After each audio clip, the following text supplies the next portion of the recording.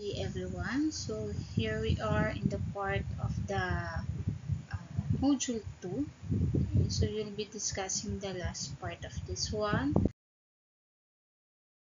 the two-phase simplex method. Okay, so let's start with this one. We have the part of this ayan, for the learning objectives. So after this one, of course, you are able supposedly to solve an LP problem using two-phase method. So let's start with its definition. So when we say two-phase, of course, we have the phase 1 and phase 2. So ano po yung objective natin in two-phase and in the phase 1 of this two-phase method? In the phase 1, ang atin pong objective is to drive away the artificial variable. So in short po, kapag tayo ay nagkaroon ng new linear problem, okay po, is magkakaroon tayo ng artificial variables. Ayan. And of course, kapag po na-drive away or in phase 1, natanggal nyo po lahat ng artificial variables, we will continue in the phase 2, case 1. Okay? Kasi ang phase 2 po has two cases, the case 1 and case 2. Basta po in the phase 1, lahat po pag na-solve na natin using simplex method ang ating phase 1, at lahat po ng artificial variables ay na-drive away na natin. In short, sa mga living variables na wala na po yung artificial variables, we will go on to the phase 2, case 1. Pero po, kapag may natirang artificial variables, ayan, sa ating phase 1, therefore, hindi natin napaalis or hindi natin natanggal sa ating living variables, ibig sabihin po, we will go on to phase 2, case 2. As long as there is feasible solution, no, mga anak, ibig sabihin, may chance na ma-solve pa natin siya. Otherwise, i-stop na po natin yung process. Okay? So, let's go on to the phase 2. So, again po, pupunta tayo kay case 1. Kapag po lahat ng entries ni phase 1 po ay, or lahat po ng artificial variables niya ay natanggal natin kay phase 1. So, case 1 po ang pupuntahan natin. Pero po kapag may artificial variables tayo na hindi po na-solve, kay case 2 tayo pupunta. Okay, case 2 ng phase 2. So, yung artificial variables po natin is lalagyan po natin ng coefficient na 0. Okay? So, wag po natin i-allow yung artificial variable na mag-take place as positive value. So, let's go on to the example kasi yung mas mabilis natin. So, when we have minimization, ayan, so that is c equals x plus y subject to the following constraints: 2x plus 4y greater than or equal to 4, x plus 7y greater than or equal to 7, and of course, our variables greater than or equal by 0. So, syempre, mas madali po kapag ito-turn natin siya into maximization. Okay? So, yung c natin, of course, is we will multiply by negative 1. And then po, wala naman tayo negative right-hand side. So, continue lang tayo until mag-add or minus tayo ng slack or surplus. Okay? So, ayan na po yung ating standard form. Gagawin na natin siya ng standard form. Ayan. So, we have the negative x minus y para po yung minimize natin ay mag-maximize. We have plus 0 S1 plus 0 S2. Since ang nasa baba po natin kanina ay 2x plus 4y greater than or equal to 4. So, minus surplus po yun. And then, same with the second constraint. X plus 7y is greater than or equal to 7. So, that's why minus surplus din. And then po, of course, yung variables natin is madadagdagan ng S1 and S2. So, that is our standard form, no?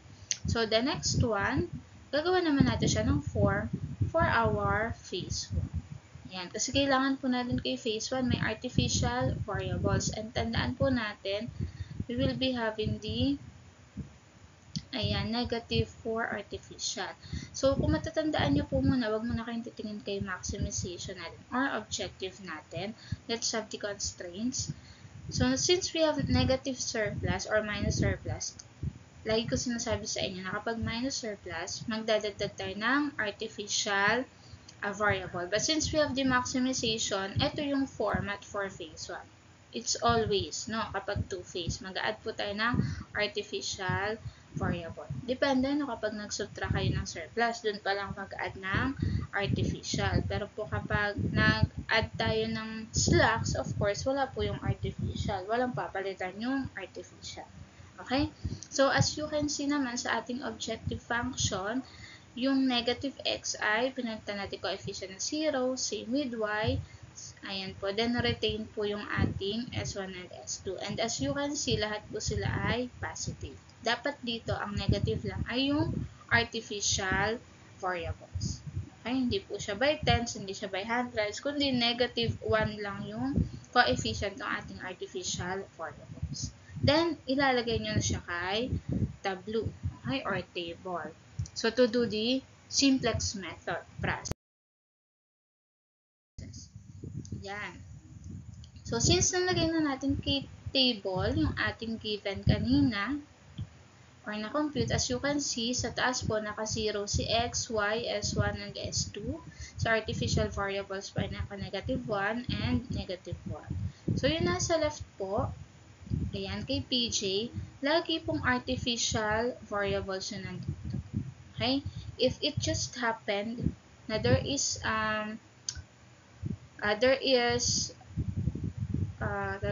slack, okay? So, okay lang po yung slack kung kulang yung artificial variable. Pero kung okay na po yung artificial variables natin, according sa constraints, yung artificial variables yung i-represent natin dito. So, as you can see, the A1 or the first artificial variable is in-add po natin siya kay first constraint. So, that's why we have 2x 4y, ayan, plus 4y minus s1, ayan po, plus a1, ayan, equals 4. So, same with this one, sa baba po, we have x plus 7y minus s2 plus a2 equals 7. Ayan po yung ating nasa second constraint kanina. Okay? So, we'll do this simplex method. So, kunin po ulit natin kay CJ, multiply natin sa CJ kay negative 1, that is A1, no? Di-prod natin na A1, negative 1 kay PJ, you multiply ito the entire row, and then same po na negative 1 ng A2, we multiply it to the entire row part of our second constraint, and then we will add. So, the answer is, okay, so in this one, ayan, so negative 1 times 4 is negative 4, then plus negative 1 times 7 is negative 7, so negative 4 plus negative 7 is negative 11. Then you'll do it the rest now. So I think you know naman or kabisado nyo na how to do this CJ.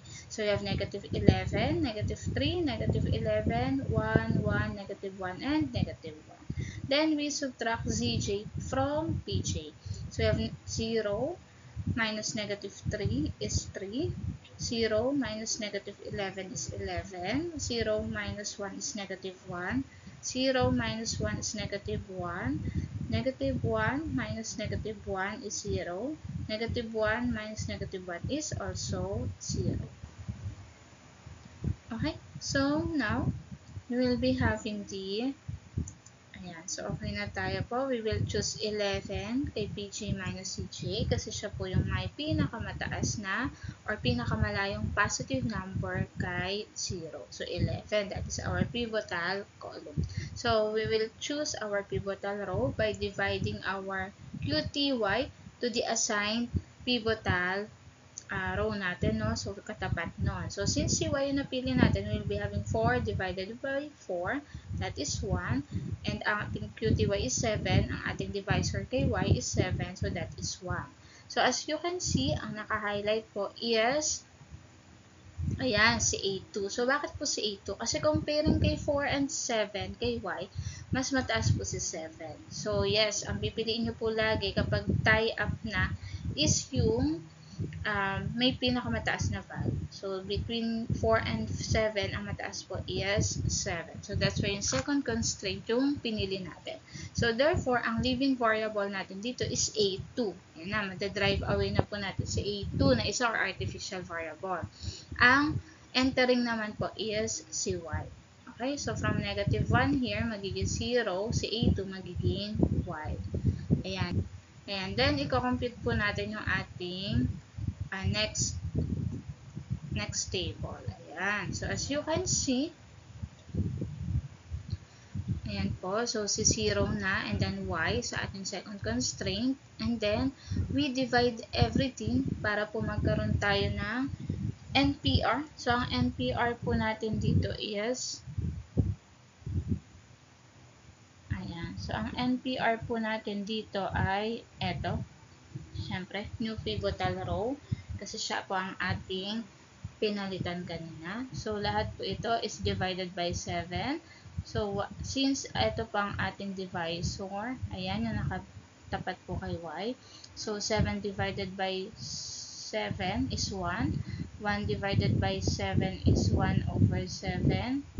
Ayan, 7 divided by 7 is 1. 0 divided by 7 is, of course, 0. And then, negative 1 divided by 7 is negative 1 over 7. 0 divided by 7 is 0. And kapag po na-drive away nyo na po, or yung ating artificial variable ay natanggal nyo na doon, kahit wag nyo na po siyang lagyan ng entry. Okay? So, it's supposedly 1 over 7, no? So, kay two-phase po, kapag po na-leave nyo na siya or natanggal nyo na siya for the living variable, so, part pa rin siya ng ating table, pero hindi nyo na po siya lalagyan ng entry. Okay? Para alam nyo na kung anong variables yung na-drive away na. Okay? And then po, of course, after po ng NPR, we have the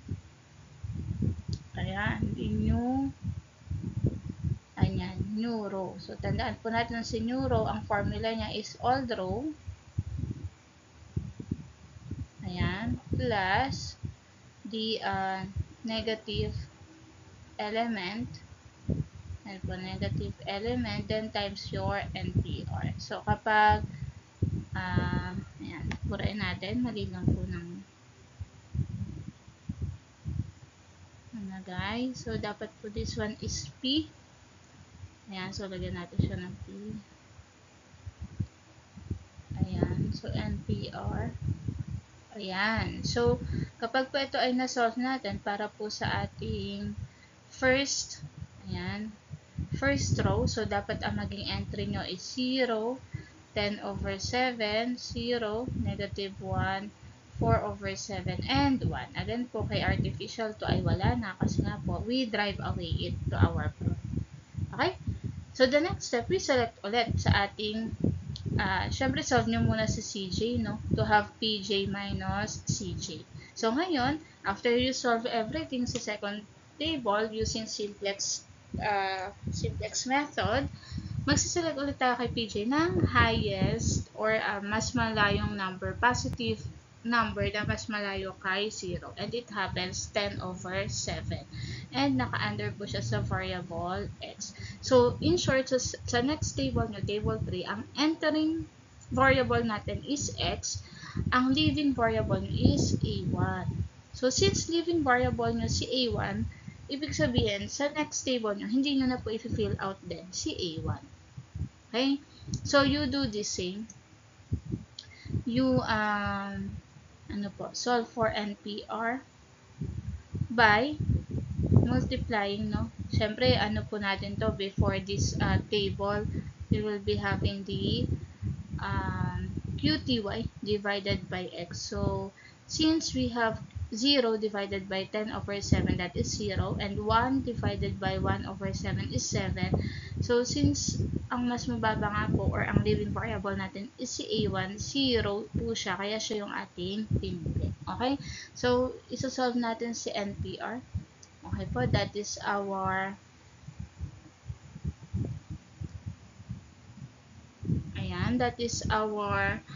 pivotal row divided by element. No? So, since ang pivotal row po natin is first constraint, di-divide po natin sa element niya. Tandaan nyo po agad, si element po ay yung katapat niya po, no? Or yung mismong intersection ng pivotal row and pivotal column. Okay? So, kapag dinivide po natin everything kay 10/7, ayan. So, yung negative 1 natin kay A1 kanina ay magiging 0. Yung A1 ay magiging X. So, everything divide nyo po by 10/7. So, magiging 0, 1, 0, negative 7/10. Okay? And then po, 2/5. So, again, wala na pong naka-fill out kay A1 and A2. Kanina si A2 sa table 2 pa lang wala nang filled out kasi naka-leave variable na siya. So ngayon, since ang naka-leave na natin variable is A1, wala na pong i-fill out kay A1. Okay?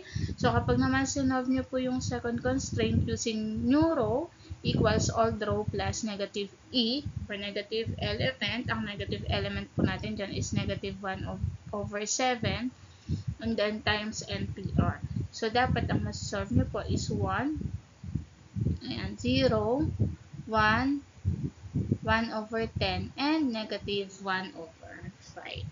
Okay? So, when we multiply everything, every row kay 0, kasi siya po yung multiplier natin to get ZJ, and then the second constraint po is also 0, and you add that to, syempre, puro 0 po yung makakuha nyo. Okay? And then, syempre, subtract natin si ZJ kay PJ. So, everything is 0 kay PJ, everything din is 0 kay CJ. So, lahat po ng sagot is 0. Okay? So, that is your phase 1. Again po, ang goal nyo po is to drive away all your artificial variables. So, ngayon, since na-drive away natin lahat ng artificial variables, we will go on to the, ayan, to the phase 2, case 1.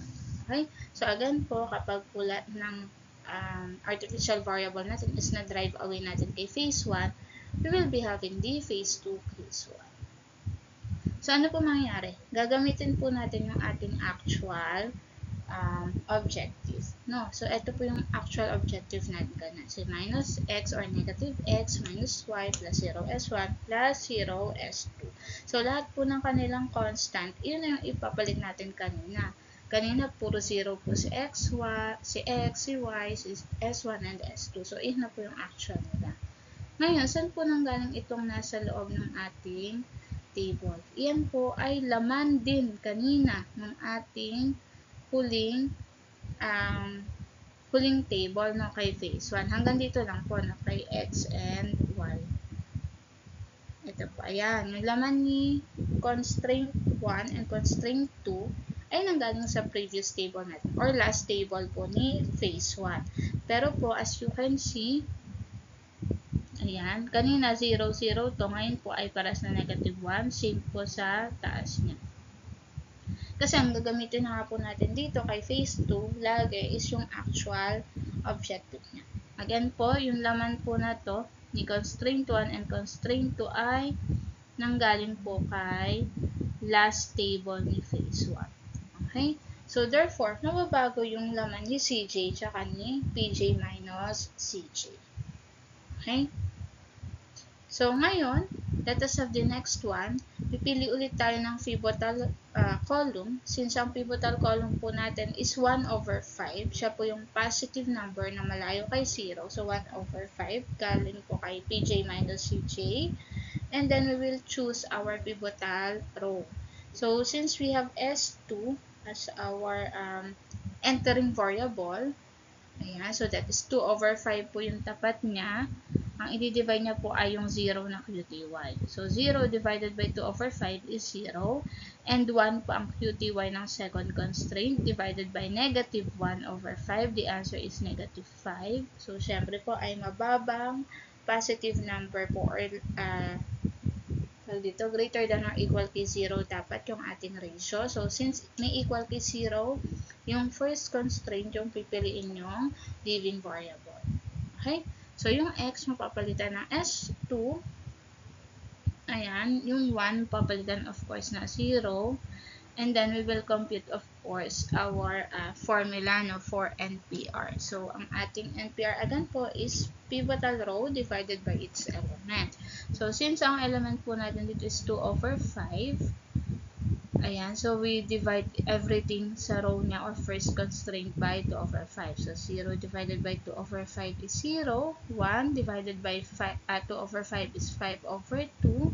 0 divided by 2 over 5 is 0. And then po, negative 7 over 10 divided by 2 over 5 is negative 7 over 4. And of course, 2 over 5 divided by 2 over 5 is 1. Okay? So, ngayon, you'll do naman the next one, the new row. That is the new R2. Okay? The variable of y. So, we have So, we have a new row, our old row. Kunin nyo lang po si old row ni y. That is 1, 0, 1, 1 over 10, negative 1 over 5. Then, i-add nyo lang po yung negative element niya. That is, since negative 1 over 5 po ang ating S2, pagdating kay variable y, gagawin natin positive 1 over 5 times to our NPR. That is 0, 5 over 2, 0, negative 7 over 4, and 1. Okay? Then, dapat po ang makuha niyong sagot ay ito, no? Yung nasa baba. 1, 1 half, 1, negative 1 over 4, and 0. So, again po, si CJ ay i-multiply natin yung nandito kay PJ na column to each part of the row ng constraint. So, since si 0 ang multiplier ni S2, retain po yun. Ito naman pong baba, ayan, we have negative 1. So, negative 1 times negative 1 is negative 1. Negative 1 times positive 1 half is negative 1 half. Negative 1 times 1 is negative 1. So, negative 1 times negative 1 fourth is positive 1 fourth. And by 0 is 0. Then, we subtract it 2 from PJ. So, negative 1, ayan po, minus 1 half. Okay, so we have negative 1 half. Negative 1 minus negative 1 is 0. 0 minus 1/4 is negative 1/4. And 0 minus 0 is 0. Okay, so check nyo ulit dun sa ating PJ minus CJ kung magtutuloy pa tayo. Pero upon checking po, wala na tayong positive number. So, therefore, stop na po tayo dyan. Okay? So, ma'am, bakit po ganito? Si S2 po ay nandito pa din. Walang x. So, therefore, we don't have the value of x aside 0. So, 0 po yung magiging value ng x nyo. So, ganito yung magiging conclusion natin. Ayan. Since all PJ is less than or equal na po kay 0, wala na pong positive number. Ayan. So, therefore po, ito na yung ating optimum table. Ayan. So, our x is 0 since wala po tayong value na nakita sa ating table 2. Although na-reach na yung optimum table natin. Y is 1 as you can see. Ayan po, 1. S1 is 0, of course. S2 is also 0. Your maximum cost is negative 1. Of course, since cost po yung pinag-uusapan natin, we will get it into minimum 4. So, our minimum is 1. Ayan. So, ganyan po tayo gawa ng two-phase natin. So, parehas lang siya ng simplex tableau, pero may cases siya in terms na hindi na natin masolve siya in the first phase. Okay, so another example. Ayan po. So, maximization na siya. So, we'll be having, hindi tayo magta-times ng negative to our objective function. Ayan. So, una muna, convert po ulit natin siya kay LP problem. Okay, so we will be having ayan. So, sa first constraint po, mag-add po ako ng slacks. Kasi po, this one is less than or equal. Same with second constraint, add din po ako ng slack. Dahil this one is less than or equal. And lastly, mag-subtract po ako ng surplus. Kasi this one is greater than or equal. Then, add lang po natin si S1, S2, S3 for the variables. And attach lang tayo ng 0 para po ma-add natin siya sa ating objective function. Okay. So, ngayon, mag-add naman tayo ng artificial. As you can see, isa lang po yung slacks, no? So, ibig sabihin, isa lang po yung malalagyan natin ng artificial. Pero may tatlo tayong constraint. So, therefore, instead po ng artificial, mamaya, kay first and second constraint, we will having the slack. Kasi sila yung positive. Kung alin po yung positive sa slacks and artificial, yun yung isasama natin kay constraint, no? Kaya hindi naman kayo magkakaroon ng artificial kung slack po yun. Lagi naman kapartner ng artificial ay surplus. Okay? So, since we have the surplus or minus surplus sa ating third constraint, so dun tayo mag-add ng artificial. And lagi nyo pong tatandaan na kapag artificial, syempre, same symbol sila nung surplus, no? So, we have the greater than or equal. And then, add lang po natin siya sa ating declaration of variables, and then of course again po ang kanyang coefficient is negative 1. So as you can see po, 0 na rin dito yung coefficient ni x, y, and z. Okay? And ang negative lang po dito is si artificial variable. So let's have this one to our table.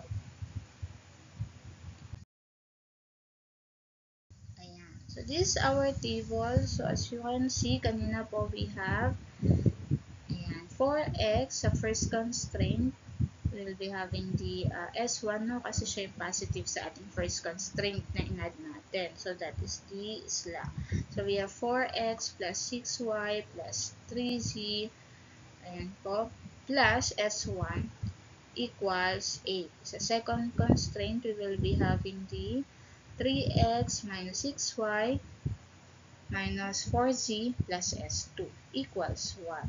Ayan. So, third constraint, we will be having the 2x plus 3y minus 5z and po minus s3 plus a1. Ayan yung third constraint natin kanina.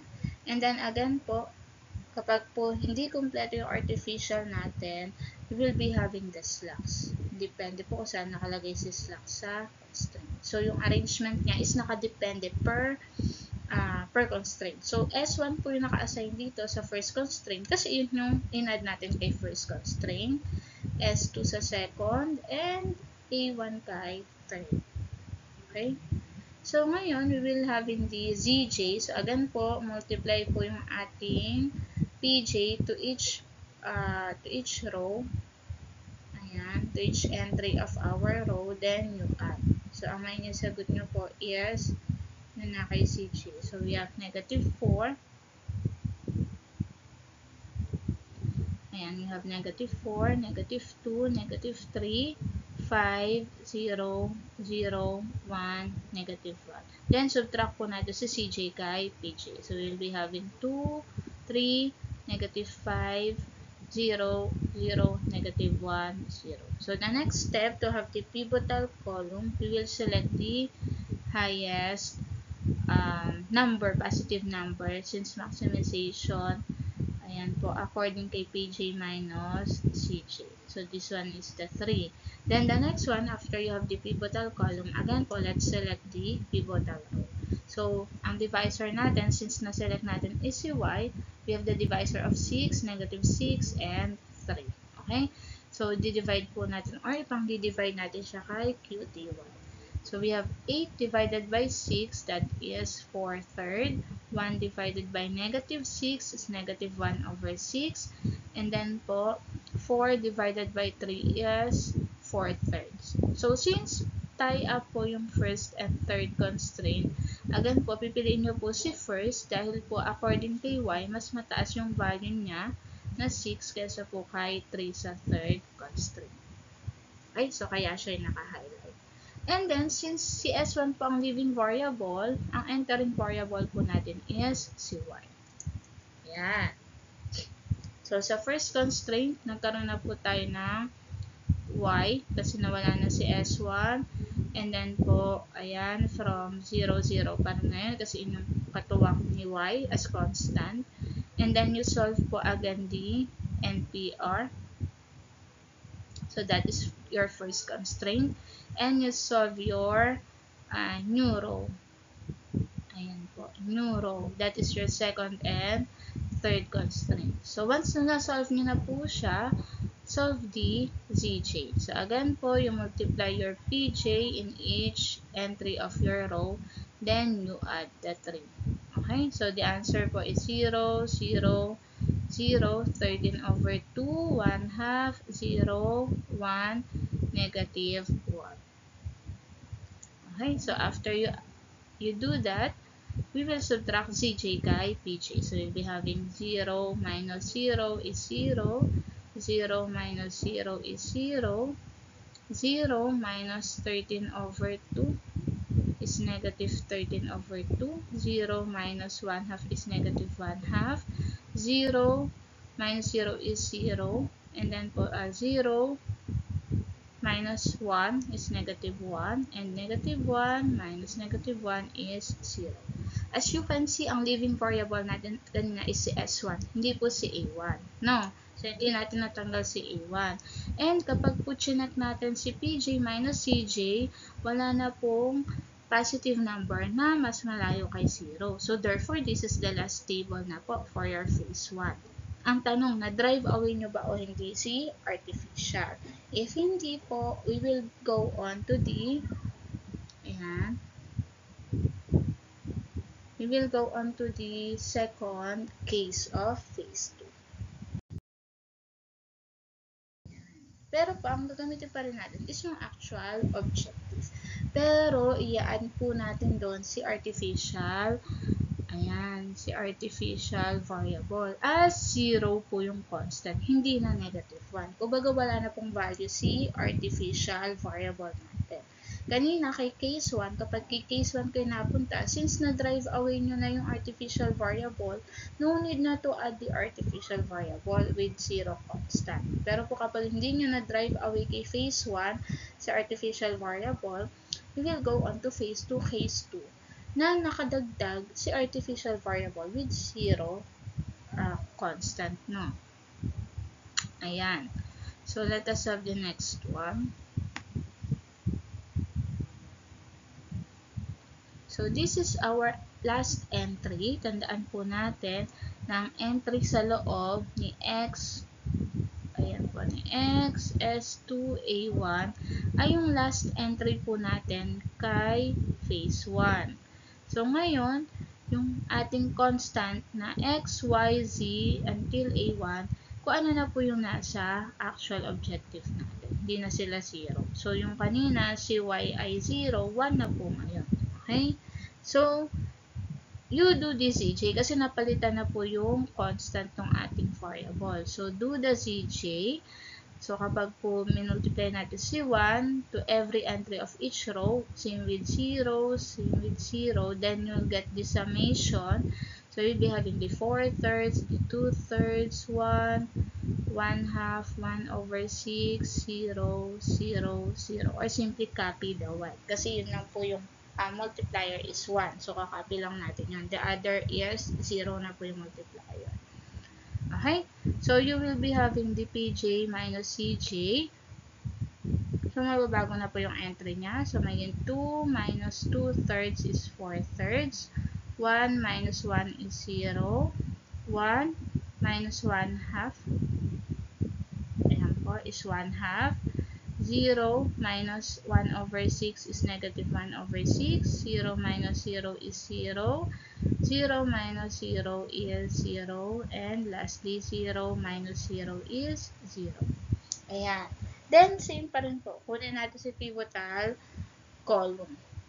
Okay? So, that is the highest number na malayo po kay 0. Highest positive number. So, as you can see, ang naka-highlight po is yung nasa column po ni X.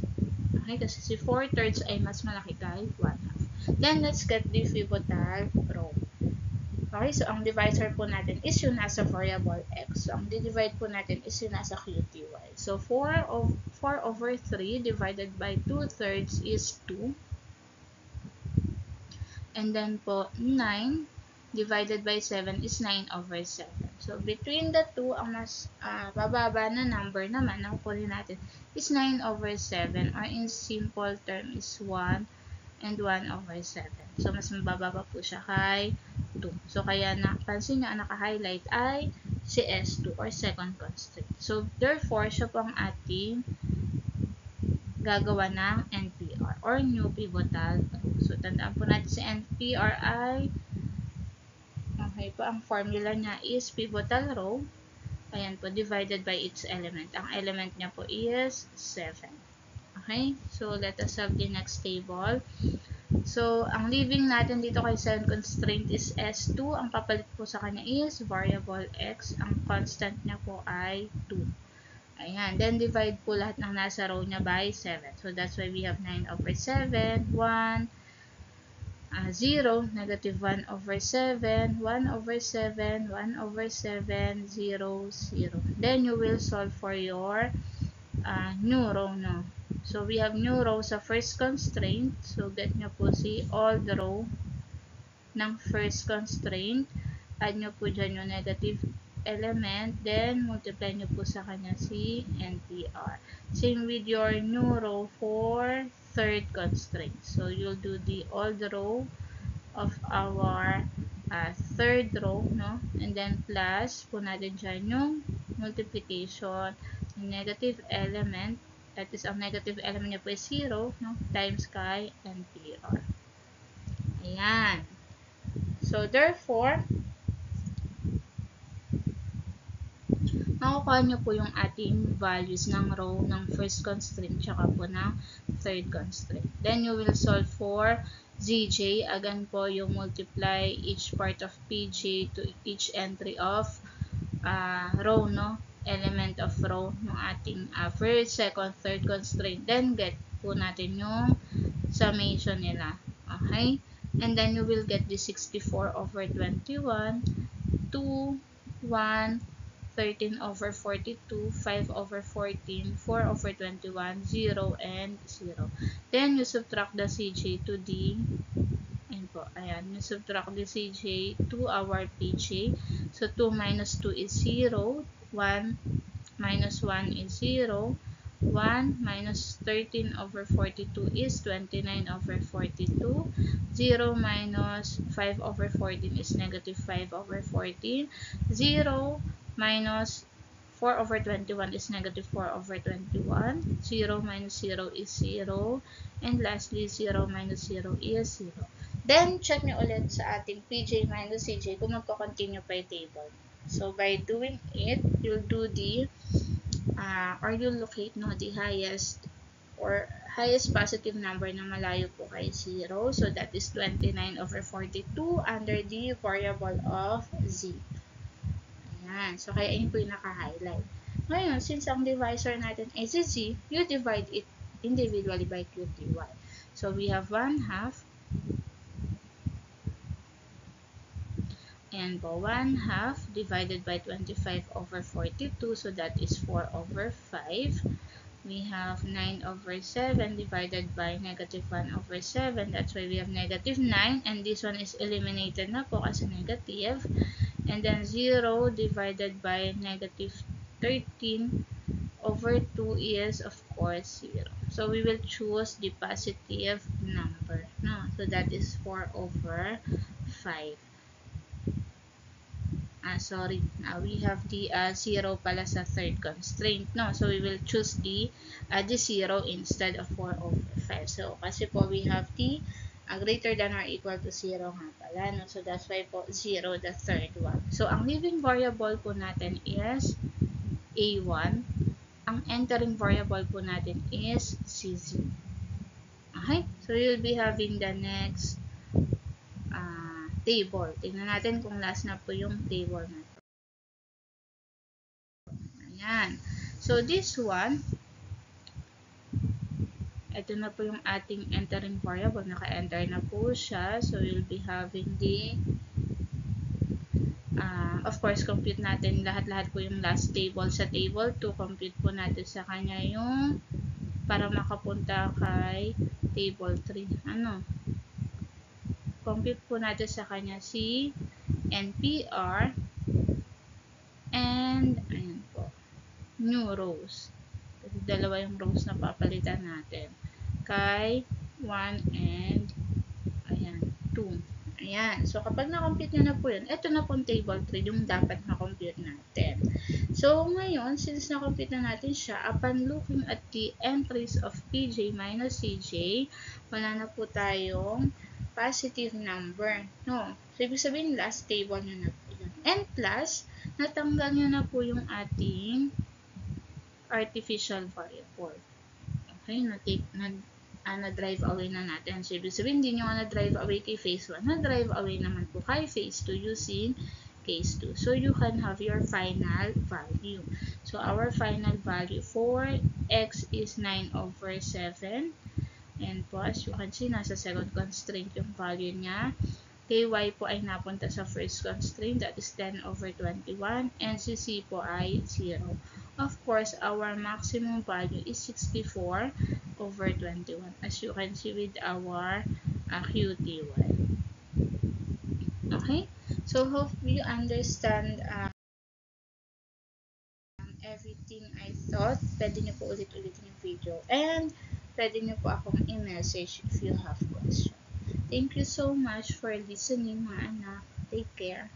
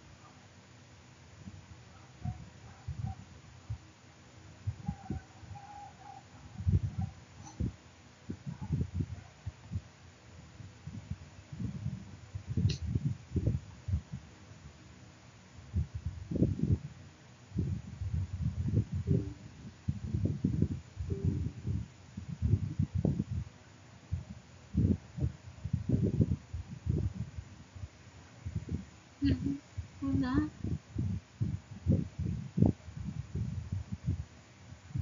Ba't dito? Ano ba stop?